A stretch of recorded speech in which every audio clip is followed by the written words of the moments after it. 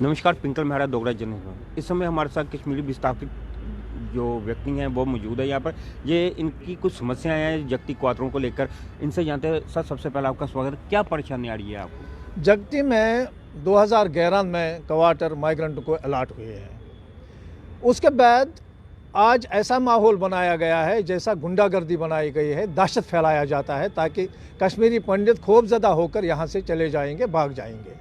हाल ही में एक वाक़ा हुआ है इनके साथ। इनकी मां को का क्वार्टर सीज किया गया है, जो कि बाहर गई थी बीमारी की वजह से, पीछे से लॉक किया गया है।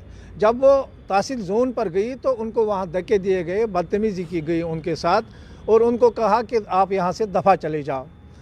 तो ये पहले कुछ महीनों से हो रहा है कि कश्मीरी पंडितों को खौफजदा हुआ, जो बाहर इलाज करने के लिए जाते हैं या कोई बुज़ुर्ग किसी बेटे के पास 10 दिन जाता है, पीछे से उसका क्वार्टर सीज किया जाता है, जो कि एक बहुत बड़ी बिजनेस बनाई गई है। वही क्वार्टर फिर सेल किए जाते हैं, 2 लाख में 1.5 लाख में दूसरों को दिया जाता है। जिसकी अलाटमेंट होती है उसको कहते हैं कि आप बाहर दफ़ा चले जाओ।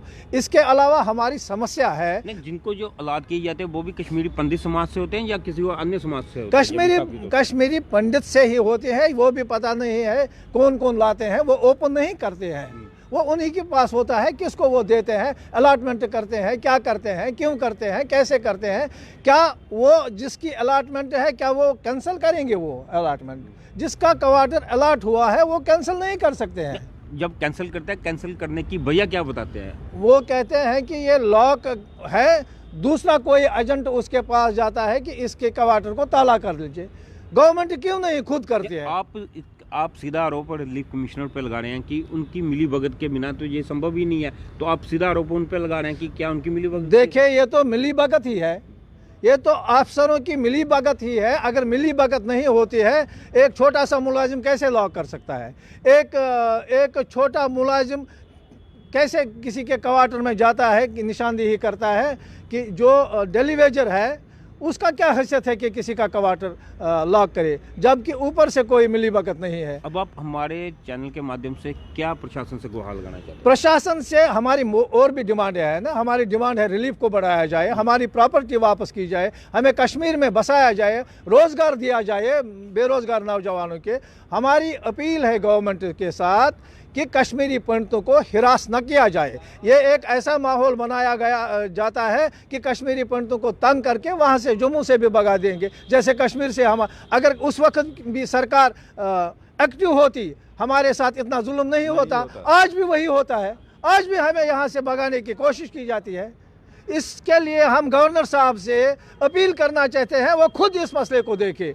आप विक्टिम है, आपका क्वार्टर लिया गया, क्या नाम क्या आपका? मेरा समीर रहना। सर, क्या क्या मेरी माता जी बेसिकली हम लोग 3-4 भाई हैं, तो एक का मकान है। तो माता जी बीमार थी, बीमारी में तो वो उन बेटे के पास रह रही थी। इन्होंने पीछे से सीज कर दिया हमारा। कुछ और भी करे थे लेकिन वो सेम डे नेक्स्ट डे खोले गए। लेकिन मेरी माता और मैंने जब अप्रोच किया तो मैं शॉर्ट में बताता हूँ, फ्राइडे को उन्होंने बोला था कि अनलॉक कर देंगे।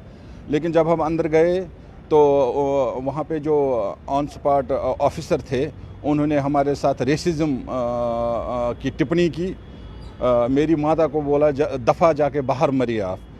तो वो मेरे से बर्दाश्त नहीं हुआ। मैंने भी यहाँ से बोला कि madam you are an officer, you should mind your language, जो भी मुझे आया। लेकिन उसके बाद भी वहाँ पे जो उन्होंने वो क्लास 4 ऑर्डर ले रखे हुए हैं, उन्होंने मेरे को झगड़ा गाली गलौज करी मेरे साथ।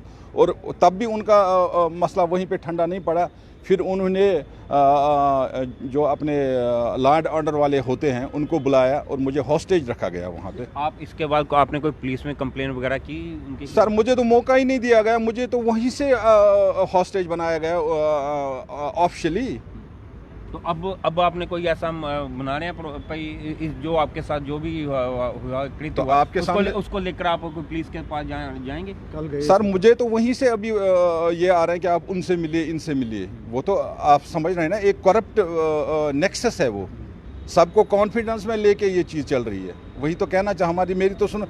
नहीं तो एक ऑफिशियल अगर ठीक है, आप कोई लॉ चल रहा है तो आप सीधे बोल सकते हैं अभी नहीं है, आप बाहर बैठिए।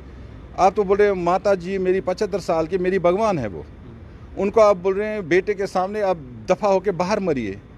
सर फैंट हुई है मेरी माता, आप ये कंफर्म कर सकते हैं। मेडिकल इमरजेंसीज हुई वहाँ, लेकिन मैं शुक्रिया करना चाहता हूँ वहाँ पे जो लॉ एंड ऑर्डर वाले थे, उन्होंने माता जी को बचाया, उनका धन्यवाद करना चाहता हूँ। अदरवाइज तो वी वुड हैव बीन। क्या मांग कर? मैं सर मांग ये कर रहा हूँ कि जगती में किसी के साथ ना इंसाफी ना हो। ये लोग महिला विडोज़ को बाहर करके ना बेच रहे हैं वो क्वार्टर, उनको बाहर उनका सामान सड़कों पे गिरा। आप चलिए वहाँ पे IB CIB जो भी एजेंसीज है वो देखें।